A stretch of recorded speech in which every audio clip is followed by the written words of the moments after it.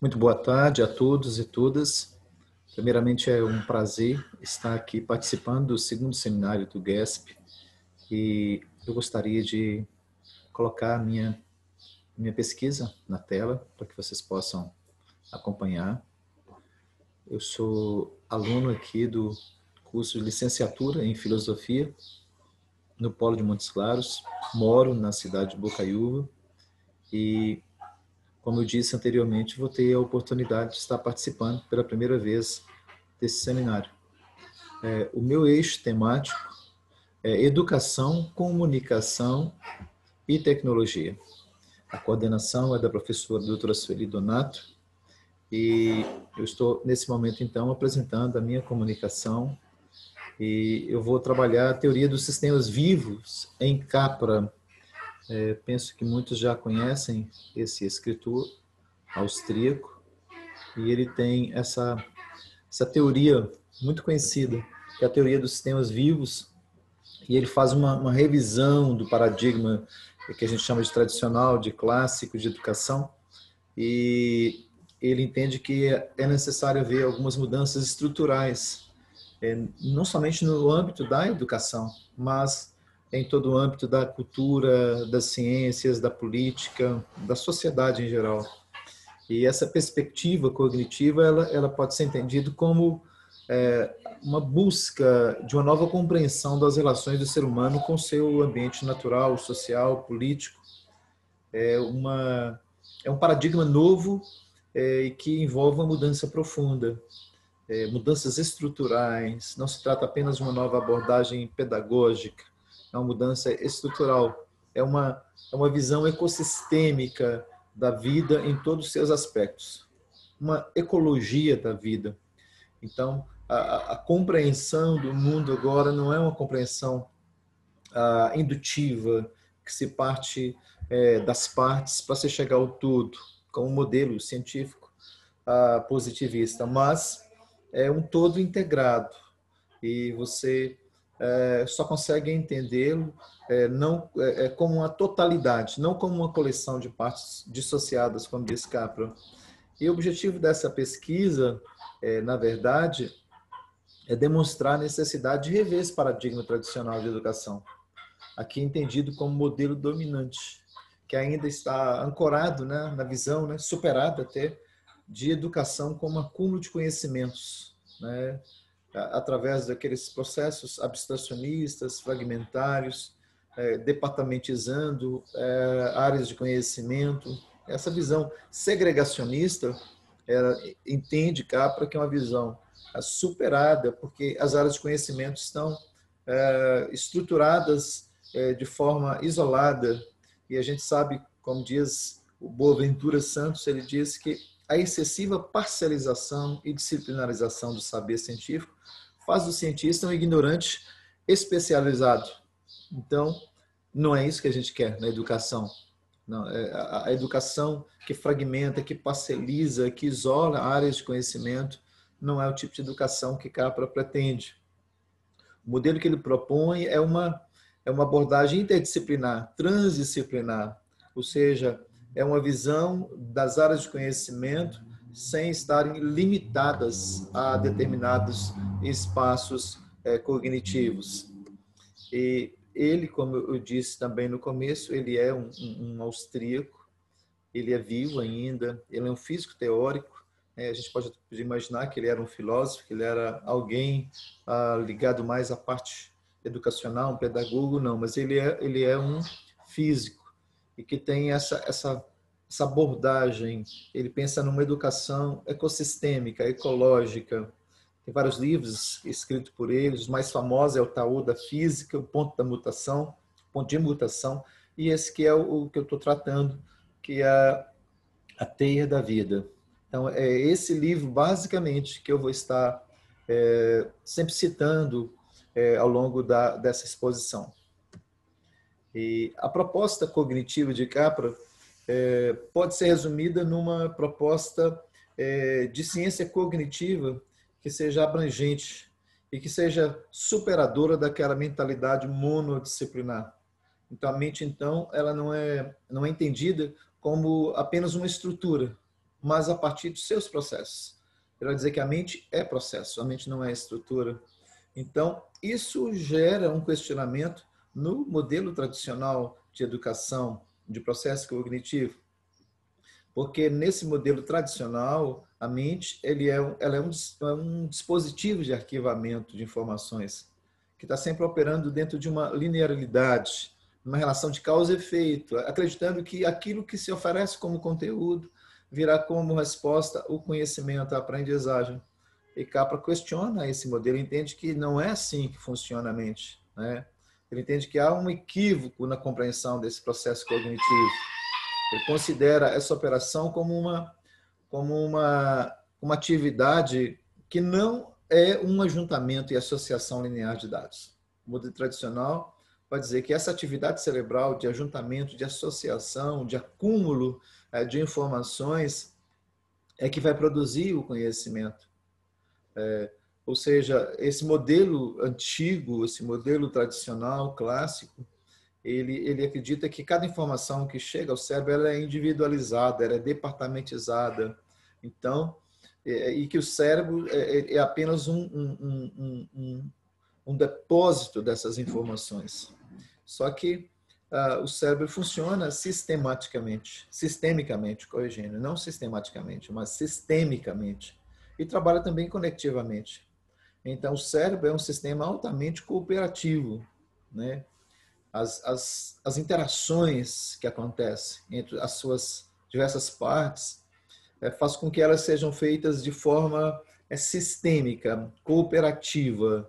Elas não trabalham isoladas, né? Como ele diz, o cérebro é um sistema altamente cooperativo.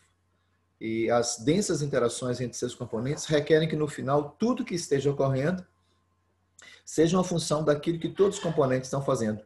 Então, o cérebro está sempre trabalhando sistemicamente. Não existe uma parte que está em atividade sem estar envolvido as demais. Tudo opera dessa forma cooperativa e sistêmica. E, então, para Capra, o papel da mente nessa teoria a mente não é uma coisa, a mente não é uma estrutura, a mente é um processo. E quando a gente pensa, então, mente como processo, aí a gente tem que pensar que a mente ela está espalhada na totalidade do organismo. A mente não é só uma coisa do cérebro, a mente está na sola do pé, está na ponta dos dedos. Então, essa ideia ela é muito cara, é muito preciosa para Capra, porque ele entende que essa perspectiva de mente presente em todas as partes do organismo mostra que o processo do conhecimento é o processo da vida. Ou seja, em todos os momentos a gente está conhecendo. A partir do momento que você é um ser vivo, você está num processo cognitivo. E aí a pergunta que deveríamos fazer é como então acontece esse conhecimento? Como que ele opera? O processo da cognição, então, vai acontecer no encontro do organismo com o ambiente. É nesse encontro. E essas perturbações do meio ambiente sobre o organismo é que vai possibilitar a cognição. Então, são os movimentos que afetam ao organismo, né, que a gente chama de perturbação, não é no sentido negativo da palavra, é no sentido de gerar um input, uma entrada de informação, de afetamento. Então, nós aprendemos interagindo com o meio, nós criamos um mundo nesse processo de viver. Então, a cognição não é necessariamente uma abstração, uma representação de um mundo que existe de forma independente. Não, não é isso. Na verdade, o conhecimento, o processo cognitivo, ele acontece com uma atividade de criação. Nós estamos sempre criando um mundo, não criando o mundo, mas criamos um mundo que é próprio daquele organismo.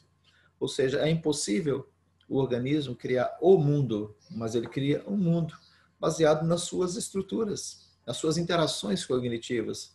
O próprio processo da vida é um processo cognitivo. Então, nós não criamos um mundo pela abstração, como a gente praticou a vida toda. Eu vou lá ler, eu vou lá pesquisar, eu vou trazer esse conhecimento para o meu mundo, para a minha mente, e aí sim eu vou me tornar senhor desse conhecimento. E Capra vai dizer que não funciona dessa forma. É pelo encontro. não é a abstração daquele mundo, não é isolar aquela área de conhecimento, não é abstrair aquela área, mas é encontrar-se com aquela área, com a sua bagagem cultural, com a sua bagagem de informação, com o seu mundo particular. Então, aí a gente tem que pensar, então, como é que isso pode ser viabilizado, né? Teorizado, a gente fez isso até agora. Então, a educação como resposta a esse processo de cognição se baseia na relação do organismo com o seu meio ambiente. Ou seja, a cognição ela é parte integrante da maneira como o organismo vive e interage com o seu meio ambiente. Então, é nesse encontro do organismo com o seu meio que vai proporcionar essa cognição, esse aprendizado. Ou seja, ele não reage aos estímulos ambientais por meio de uma cadeia linear de causa e efeito, como eu também disse anteriormente. Não é você oferecendo um conteúdo apenas que aquilo vai trazer um resultado tal, baseado naquilo que você ofereceu. Na verdade, o organismo ele recebe esse afetamento, ele recebe esse input de conhecimento, ele é perturbado na sua estrutura e aí ele reage a isso, ele responde com mudanças estruturais em sua rede autopoética. Ou seja, é interessante a gente pensar nessa ideia de autopoiese, são duas palavras gregas, que quer dizer alguém que é capaz de produzir, de gerar por si mesmo. Então, o organismo, o ser, a pessoa, o sujeito, o cognoscente, ele está num processo de criar seu mundo, né? Seu conhecimento. Ele é como se ele gerasse isso. Ou seja, ele se organiza, ele se constrói nesse encontro, nessa relação ecossistêmica. Não é apenas a entrada de informações, de dados, de conhecimentos, de forma bruta que vai produzir esse conhecimento. O conhecimento é produzido no encontro, é na relação. E isso vai diferir bastante do processo cognitivo tradicional, clássico, dominante. Então, o conceito de aprendizagem e inteligência cognitiva precisa ser considerado nesse sentido, porque os critérios de sabedoria, conhecimento e progresso intelectual dependem do número dessas interações cognitivas, dependem desses encontros, dependem desses acoplamentos. Então, a inteligência ela se manifesta na riqueza e na flexibilidade desse acoplamento. Então, quanto mais acoplamentos, quanto mais flexibilidades, quanto mais regiões que mantêm contatos, comunicações, encontros e conexões, maior capacidade cognitiva daquele organismo. Então, a gama de interações que o sistema vivo pode ter com seu meio ambiente define seu domínio cognitivo. Então, o nível de conhecimento que aquele ser, que aquele objeto, que aquele organismo vai ter, depende do seu nível de encontro, de relacionamentos. Aí a gente pressupõe que no processo educacional torna-se evidente a necessidade da interdisciplinaridade, da transdisciplinaridade, né? Colocando em xeque a velha ideia das especializações. Que é a ideia de que você tem que ser especialista numa área de conhecimento. Você é de onde? Você sou de humanas, sou de exatas. Eu sou de ciências naturais. Quando a ideia de conhecimento ele não é fragmentária assim.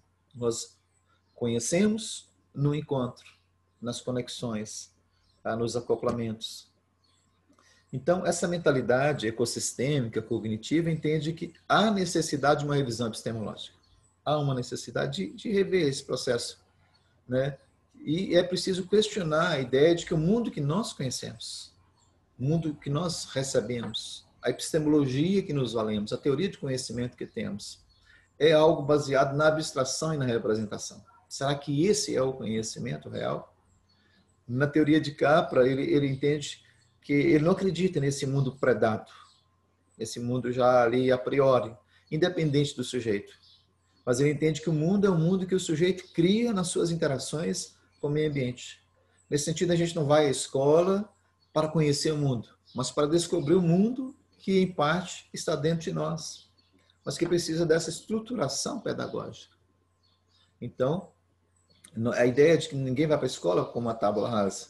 Você não vai lá para ser apenas um arquivo onde vão ser colocadas as informações. O que é criado por um determinado organismo no processo de viver não é o mundo, mas sim um mundo. Então, você não vai para a escola para conhecer o mundo.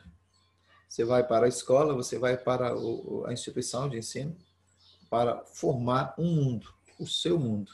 Então, um mundo que é sempre dependente da estrutura desse organismo.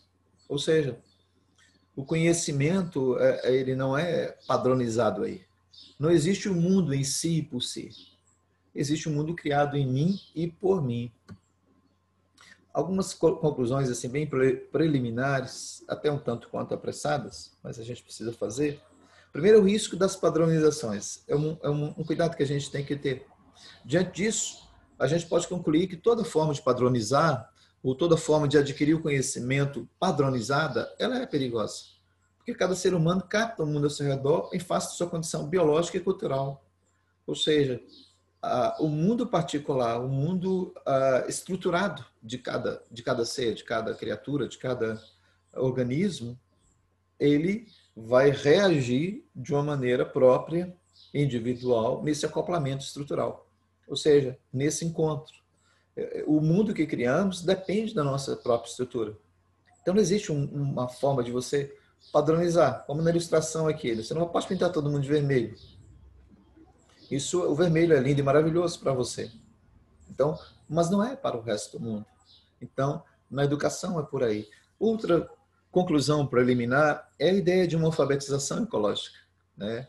A teoria cognitiva ecossistema proposta por Capra nos ensina que somos organismos que operam com o envolvimento de todas as partes. Assim, então, em última análise, a cognição é um fenômeno que se expande por todo o organismo.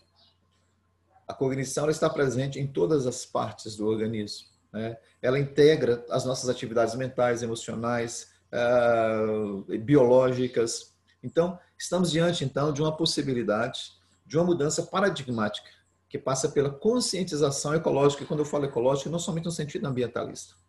Oikos, a ideia de lar-mundo, é dessa conscientização abrangente. É um projeto ecossistêmico de educação. É uma relação com o todo. E, nesse sentido, a gente deve pensar em construir, em orientar, em ensinar, em treinar comunidades sustentáveis, nas quais a gente pode satisfazer as nossas aspirações, as nossas necessidades, mas sem reduzir as possibilidades de quem vem depois. Ou seja, uma forma de educar sustentável.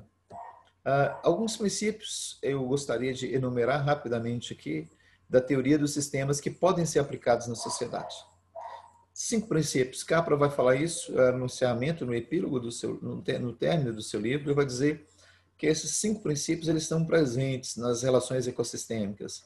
A interdependência, a reciclagem, a parceria, a flexibilidade e a diversidade.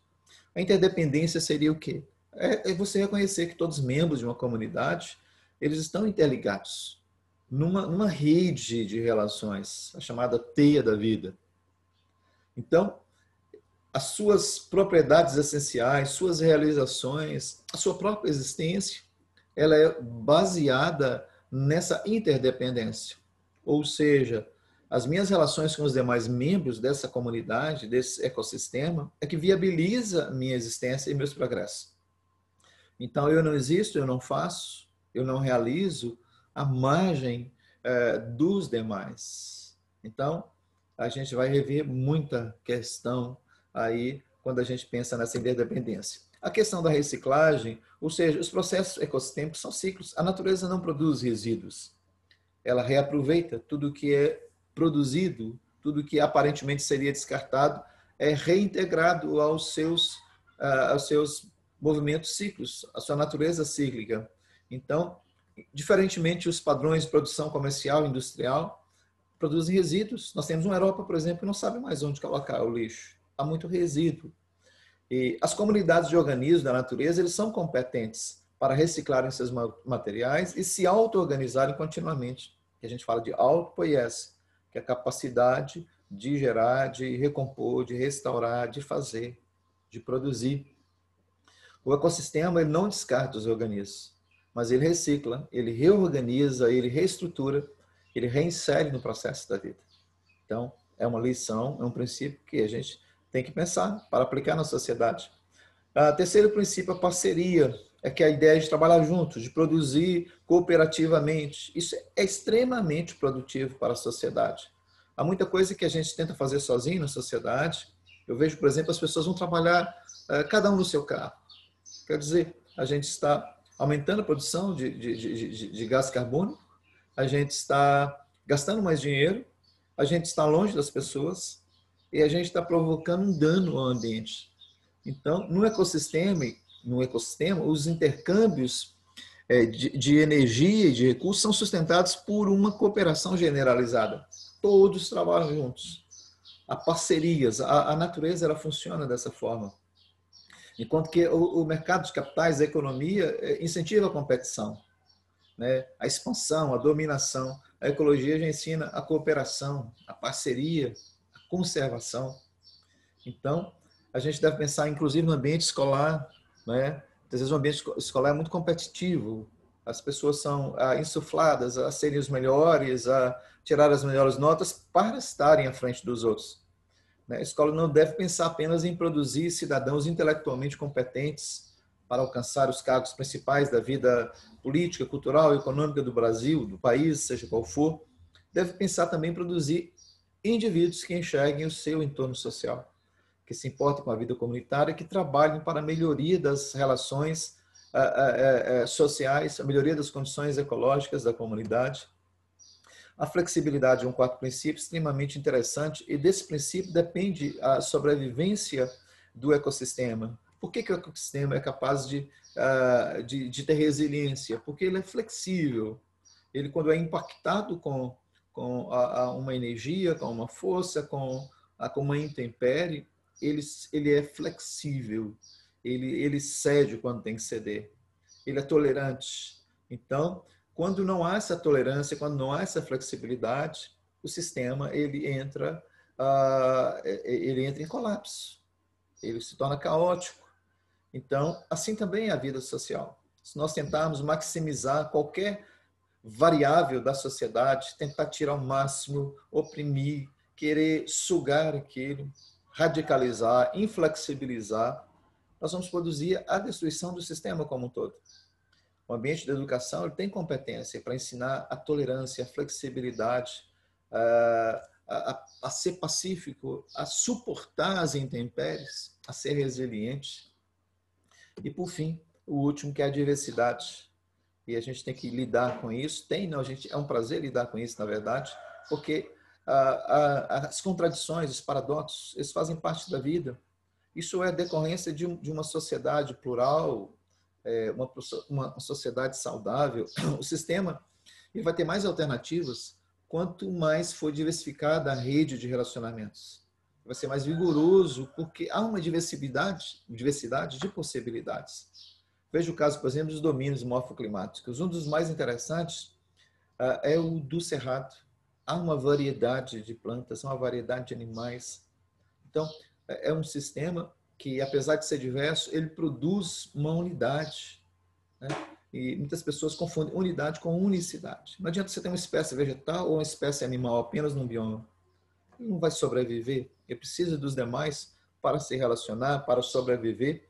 Então, a uniformidade, ela rouba a criatividade e despreza a profundidade e a busca de soluções originais e abrangentes. Então, a diversidade, na verdade, ela é uma bênção para a comunidade.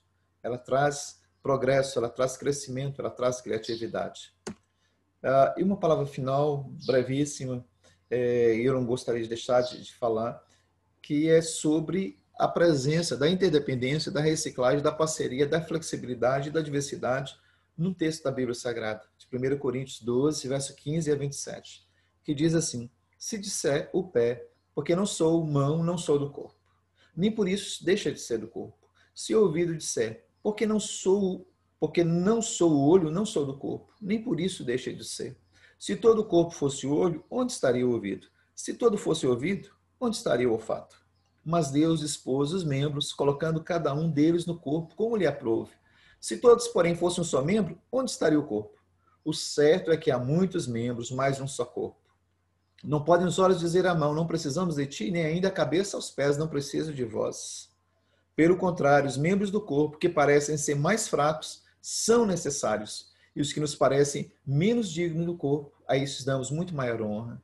Também os que em nós não são decorosos, revestimos de especial honra. Mas os nossos membros nobres não têm necessidade disso. Contudo, Deus coordenou o corpo, concedendo muito mais honra àquilo que menos tinha, para que não haja divisão no corpo. Pelo contrário, coopere os membros com igual cuidado em favor uns dos outros. De maneira que se um membro sofre, todos sofrem com ele. Se um deles é honrado, com ele todos se regozijam. Ora, vocês são corpo de Cristo, individualmente membros desse corpo. Esse texto é extremamente interessante e resume bem, traduz bem o que nós falamos aqui, essa visão ecossistêmica da vida. É a ideia de corpo, cada membro faz parte do corpo. O membro está no corpo. E o corpo está no membro. E o cuidado, né? a ideia de parceria, a ideia de flexibilidade, a ideia de diversidade, de entender que cada membro é um bobo, a boca é a boca, o braço é o braço, o olho é o olho, e todos eles, trabalhando juntos, produzem uma coisa chamada corpo. E é assim que é a proposta ecossistêmica de Capri, né? Os membros todos trabalhando em favor do ecossistema, o ecossistema trabalhando em favor de cada um dos seus membros. Bom, essa é brevemente a minha pesquisa, a minha comunicação. Os textos que eu usei, o principal, A Teia da Vida, de Fritjof Capra. Tem também o Ponte Mutação, que é do mesmo autor.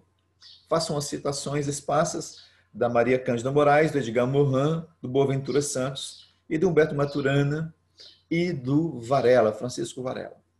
Mais muito obrigado. Agradeço muitíssimo a atenção de cada um de vocês. E aqui eu encerro a minha apresentação. Muito obrigado.